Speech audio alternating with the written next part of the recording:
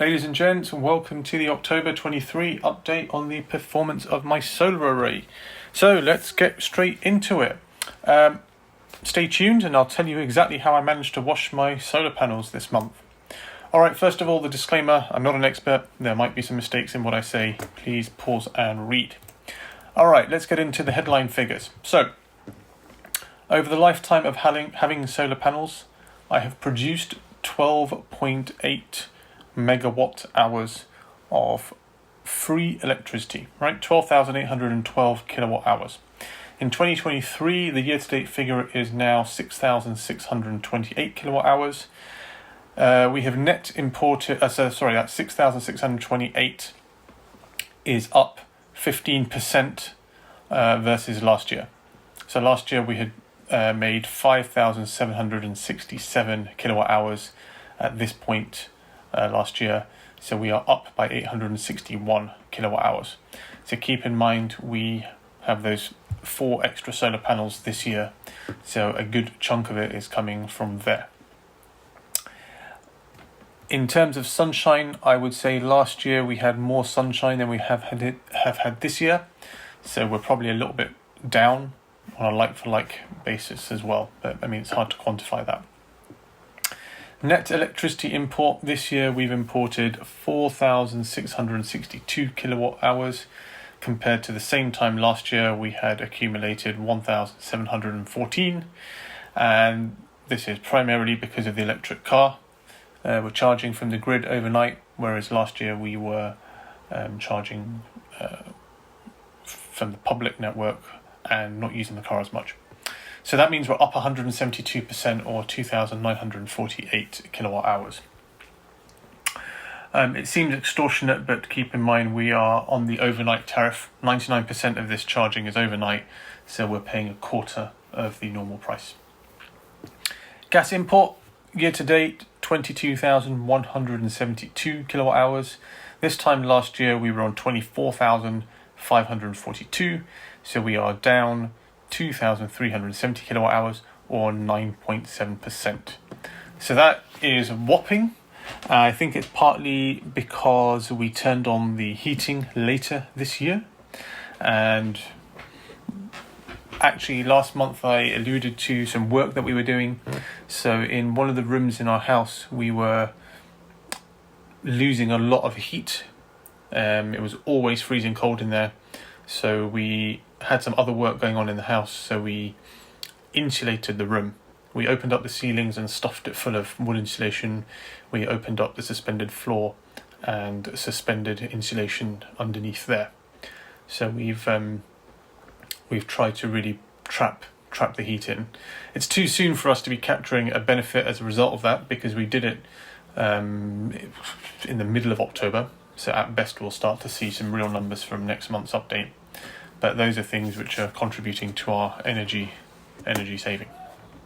CapEx, I haven't spent any more money. That kind of work I told you for insulation, I'm not really counting it because it's not part of my kind of solar panel electric car equation.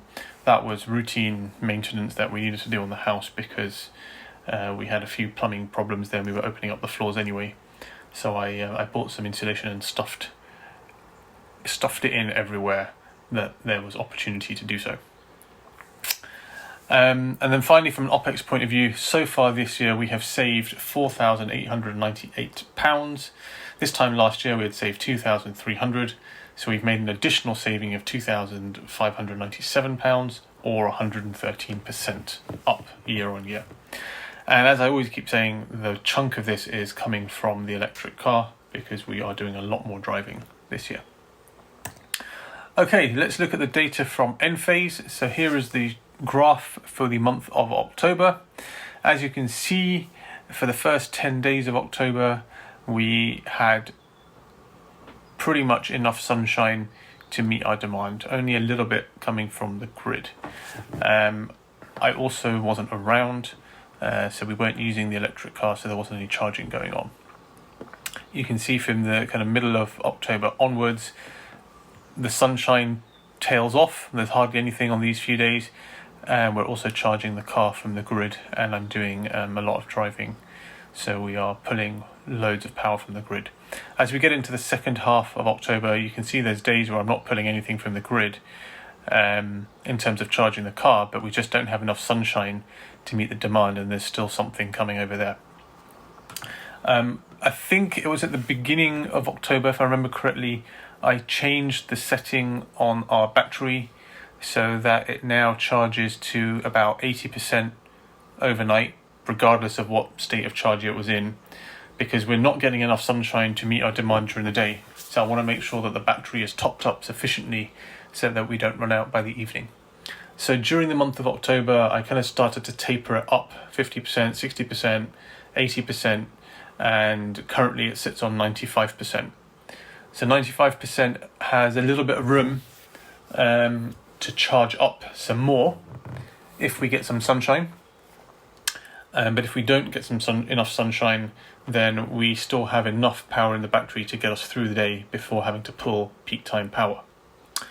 There have been a few days towards the end of October or probably early November where I've put the battery on this setting and we've had enough sunshine so that the battery tops up, it does our hot water, and then we end up exporting a little bit.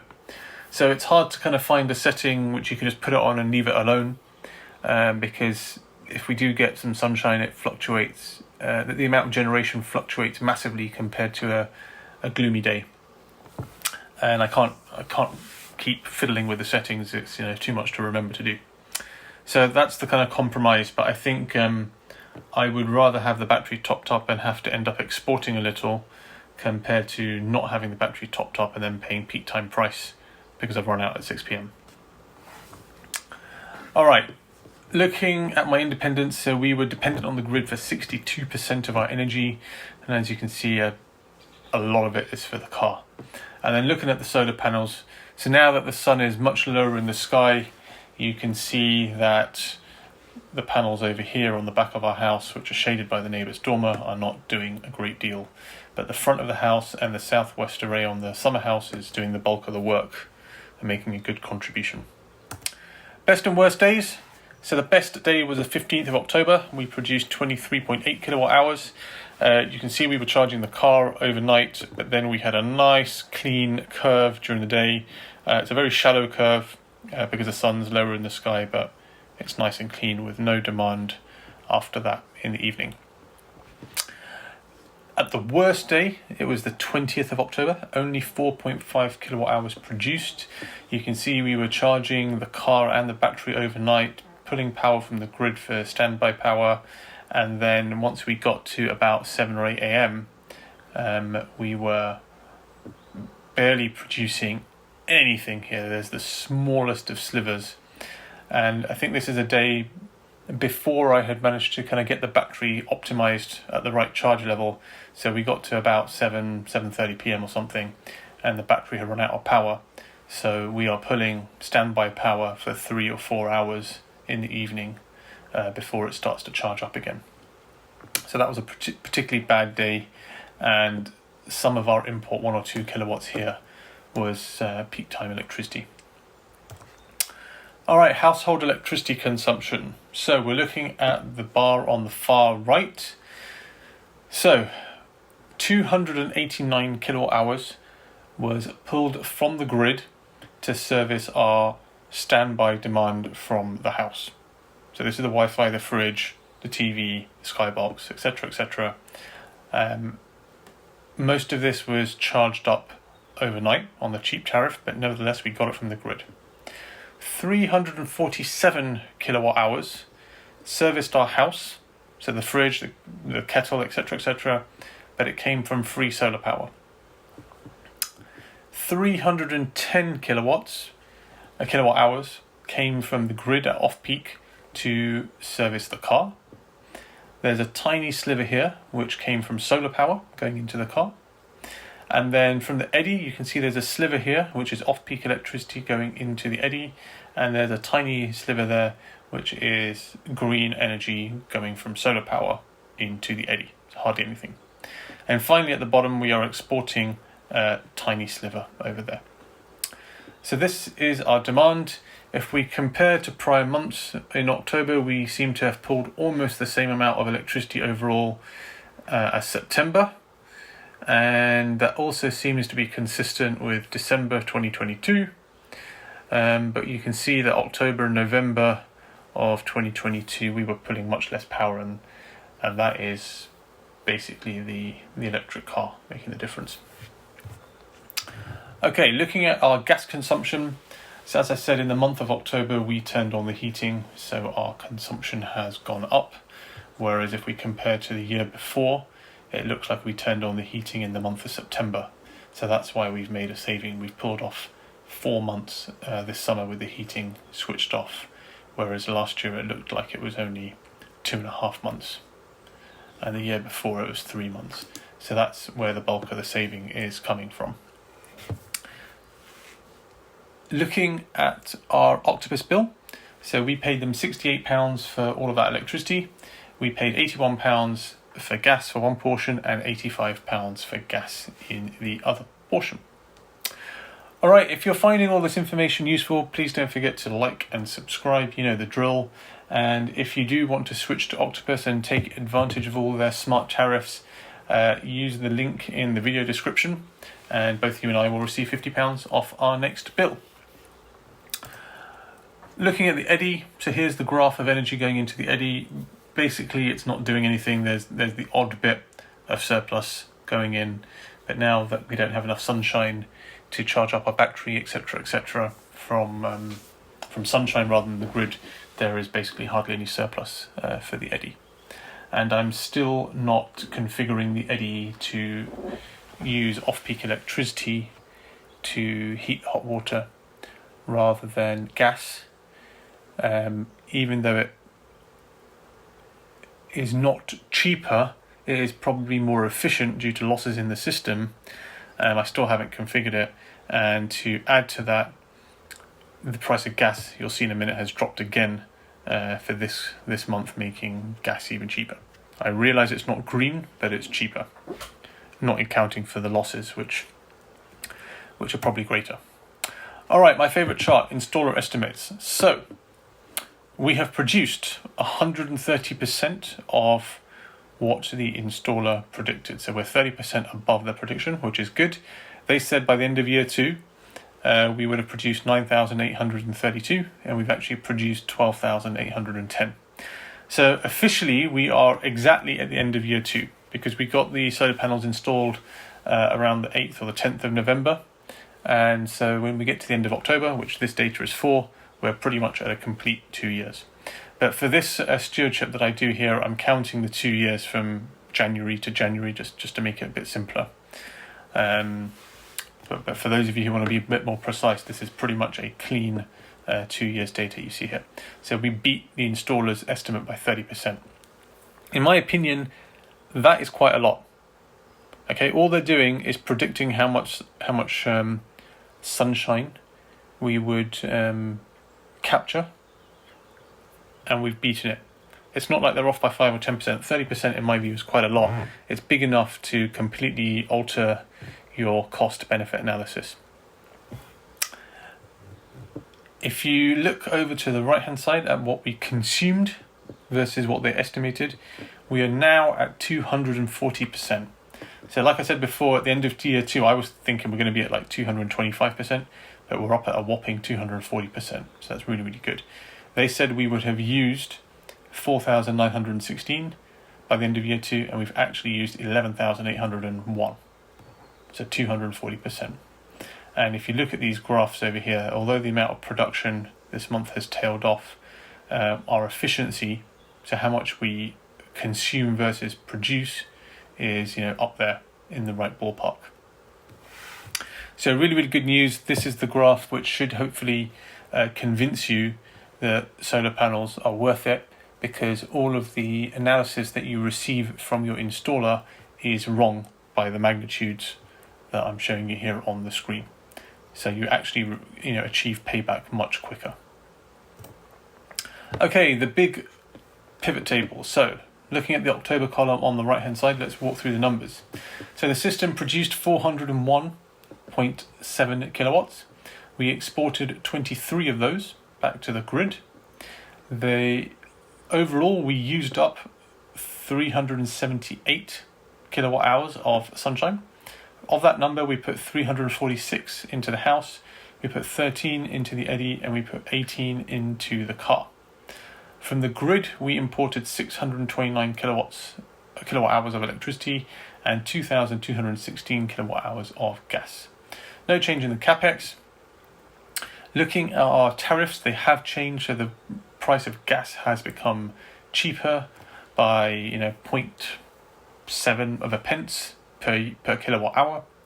Otherwise, the rates of electricity have stayed the same, and I still have no clue what is going on with our SCG tariff, although I'm going to try hard to find the time to call them up and see if I can leave Scottish Power and switch back to Octopus, because I really don't like the way Scottish work with this random Spanish company being the portal.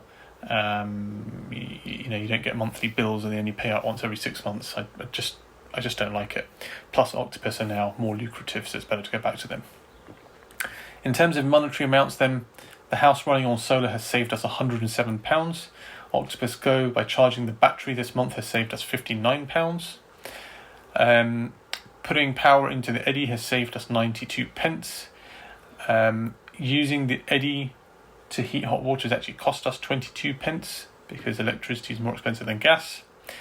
And exporting has made us some amount of money, but we don't know because I don't have the right numbers yet. That's why it's in red boxes and it will change. Charging the car using free solar power has saved us £1.24. We didn't charge the car using peak time electricity. It cost us £23 to charge the car using off-peak electricity, and it cost us £22 to charge the car using public charging points. We have saved the equivalent of £400 worth of diesel with the amount of driving we've done. So the net of all those numbers is that we have made a £356 saving this month just on the car alone. So our net saving for the month is £525, taking our cumulative saving to £7,711. That means we have a balance of £15,780 until we reach break even. So that means we've paid back 32.8% of our system so far. So we're pretty much on a third of the system paid off after 2 years. And that leaves our break even date at pretty much bang on 6 years on a linear basis. Okay. Our overall energy independence for the month of October was 38%. So not that high because we're pulling a lot from the grid for the car, and that brings our overall average over the 2 years to 51%. But keep in mind that is skewed heavily because of the car. So finally, the payback curve. Nothing dramatic, but this green line is the one that we want to catch up with this blue line. So it is maintaining its kind of angle, its incline here, which is good. We have now pretty much recovered 8k from our system, and we need to get to 23. So we're doing well. Okay, right, fantastic. So I promised to tell you how I managed to wash my solar panels. Well, it was a bit of a trick. October, it has rained so much and so heavily. We've had like 2 or 3 thunderstorms kind of roll in over here, just dumping torrential rain and flooding the place, that basically the solar panels got a free wash with the rain. Given how vigorous it was, it's the equivalent of scrubbing the panels. So if it hadn't occurred to you, it's actually a good idea to try and keep your solar panels clean if you have a way of accessing them, because if you get that film of dust off them, then they are actually more efficient in terms of their production. All right, that's it for the month of October. I hope you found it useful. Please do like and subscribe. Leave a comment. Tell me how you're getting on, what your thoughts are. And I'll catch you next month.